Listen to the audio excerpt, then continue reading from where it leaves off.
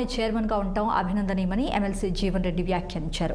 Buffer zone రక్షణ దిశగా హైడ్రా చర్యలు తీసుకుంటుందన్న ఆయన ఈ విధానంపై పర్యావరణ ప్రేమికులు హర్షం వ్యక్తం చేస్తున్నారని చెప్పుకొచ్చారు. ప్రభుత్వ చర్యలతో ప్రజల నుంచి విశేష స్పందన వస్తుందని, జిల్లా కేంద్రాలు పట్టణాల్లో కూడా ఇలాంటి విధానాన్ని అమలు చేయాలని జీవన్ రెడ్డి కోరారు.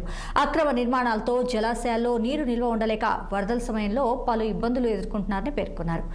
జగిత్యాల జిల్లా కేంద్రంలో ఏర్పాటు చేసిన మీడియా సమావేశంలో ఈ వ్యాఖ్యలు చేపట్టారు. పట్టభద్రుల ఎమ్మెల్సీ జీవన్ రెడ్డి ఈ జలాశయాలు ఆక్రమణ అనేది కేవలం జంట నగరాల పరిధిలో ఉన్నటువంటి ఒక చెరువులు కుంటలుగా పరిమితం కాకుండా రాష్ట్రంలో పట్టణాలకు అనుసంధానంగా ఉన్నటువంటి చెరువులు కుంటలు కూడా బఫర్ జోన్లో నిర్మాణాలు అధికంగా పెరిగినాయని చెప్పండి. అది ఏ పట్టణం కానీ మళ్ళీ హైడ్రా పరిధిని మొత్తం రాష్ట్రాన్ని విస్తరింపచేసేటువంటి అవకాశం ఏమైనా ఉన్నదా? హైడ్రా పరిధిని రాష్ట్రమంతా విస్తరింపచేసే అవకాశం ఉంటే వెల్కమ్.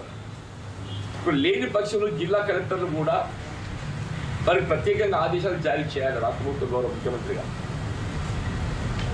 ఏ విధంగా హైదరాబాద్ నగర పరిధిలో, గ్రేటర్ హైదరాబాద్ పరిధిలో ఏదైతుందో జలాశయాలలో ఎఫ్టీఎల్ లెవెల్లో కానీ బఫర్ జోన్ పరిధిలో కానీ నిర్మాణాలు చేసుకుంటే హైడ్రో ఏదైతుందో వాటిని తొలగిస్తుందో రాష్ట్రంలో ఇతరత్ర పట్టణాలలో కానీ పట్టణాల పరిసరాల్లో కానీ ఇతరత్ర కానీ చెప్పంటున్నాయి